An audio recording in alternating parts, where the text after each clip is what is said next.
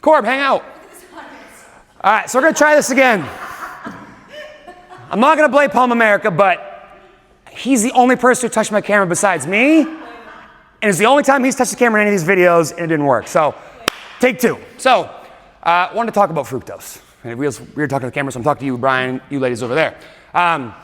So recently I read a few books. The few books I've read are The Fat Switch, Nature Wants Us to Be Fat, both by Dr. Richard Johnson, which is a hilarious name because Dick Johnson, which I thought was pretty funny. And then there's Drop Acid by David Perlmutter. He wrote like Brain and a couple other health books. But essentially, they're making the contention that it's not necessarily just sugar that's the problem. It's part of the sugar called fructose. So your normal table sugar at home is 50% fructose and 50% glucose. Those two things combined, which are both simple sugars, make up table sugar. Now, there are a variety of different sugars that exist. There's lactose, there's galactose, there's a few others that exist, but essentially the problem they're arguing here is that when you take in fructose, and it's more than 50 grams per day, and for a reference point, 50 grams is like 4 tablespoons across your entire day. So like if you were to talk about like table sugar, if you took 8 tablespoons, you'd get more than 50 grams of fructose a day because half of what's in table sugar is fructose.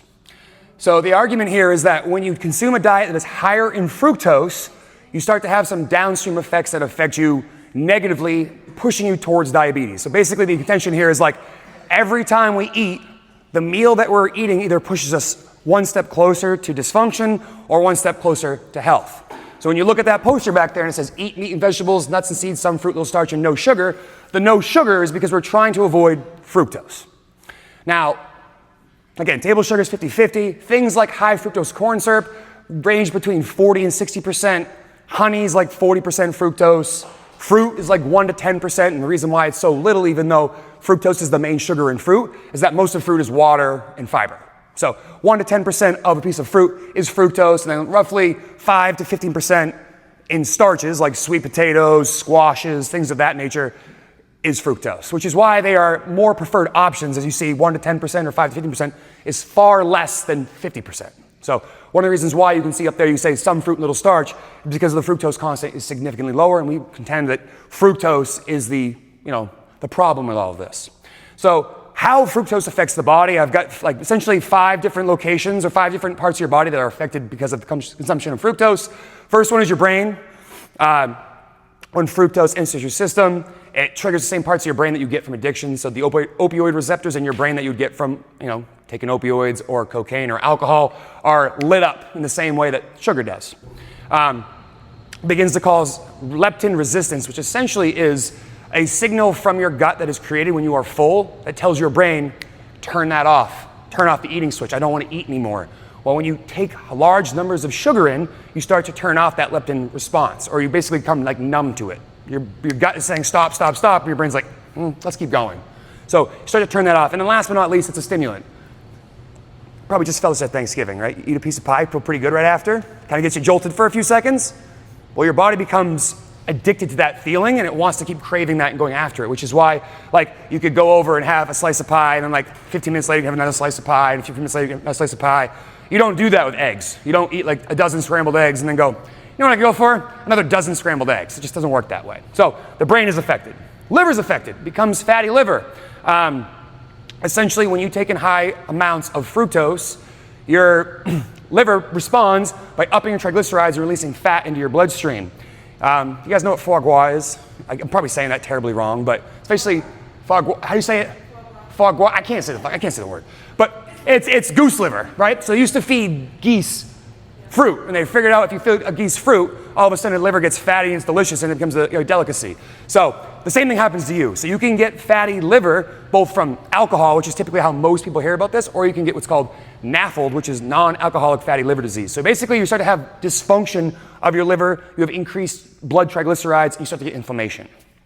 Then moving on to like your vascular system, your heart and your arteries and your veins, you start to get endothelial dysfunction. So your veins and arteries contract and expand based on what is needed, whether you're using digestion or using your peripheral muscles.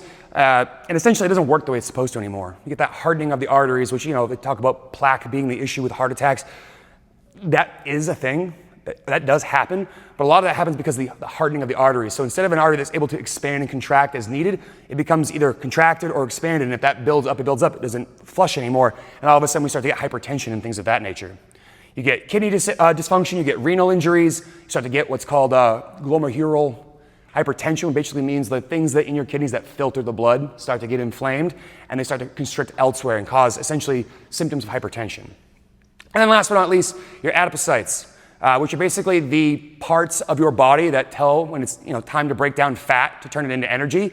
The thing that causes it to happen is adiponectin, and that stops working the same way. Kind of like the insulin response when you jack someone's insulin up all the time, all of a sudden the insulin's supposed to take the sugar out of the bloodstream and put it into the cell. It doesn't work anymore. Same thing with these adiponectin things. They take the fat, supposed to break it down into energy, it stops working as much, so you start to have that buildup of extra fat in your bloodstream, which is rated as high triglycerides, high LDL, low HDL. All of these things combined trigger all of the things that you would go to your doctor and see on your blood reports. You see your high triglycerides, your high LDL, you see that someone has high blood pressure, you start to see high triglycerides, you start to see things like inflammation, you start to get things like gout and arthritis. Those are both symptoms of someone who has high consumption of fructose. And then all of these things kind of come together and form what I say is probably the worst thing you can get, which is type 2 diabetes. That's what we're trying to avoid. So, common question after this is like, how do I avoid that? Well, first, avoid the center of the grocery store. That's probably the best tip for avoiding any of these problems. Don't buy things from the center of the grocery store. Maybe outside of like coffee, seltzer water, I don't know, beef jerky, but not much outside of that. Second thing, this is bad news for a lot of people, beer. There's a shitload of fructose in beer. And that's one of the major kickoffs for all of these things. All these problems that you'll see from your diet. If you're someone who drinks alcohol, specifically beer, you're gonna have higher levels of uric acid, you're gonna have higher levels of fructose in your bloodstream, and again, it causes all these downstream effects. And outside of that, just try to avoid anything that's like ultra processed, right? If you can't leave it on your countertop for a week and have it spoil, it's not food. So, the common thing is like the grocery store is full of food-like substances, but not food. So stick to the perimeter, avoid beer as much as you can, try to find hard alcohol as a solution for that, because that actually is a tiny bit better for you than beer, and buy things that, spoil. I know there's like 4 of you in here, but any questions? Do you have any questions? No, Till? Nothing? All right. Well, cool. Again, in the video, I'm going to post in the caption down there the 3 books. So again, one more time, it's The Fat Switch and Nature Wants Us to Be Fat by Dr. Richard Johnson and Drop Acid by David Perlmutter. So some really good books. Check out and avoid fructose. Thanks. Sure. Let's see if it recorded this time. Please, please, please, please, please, please.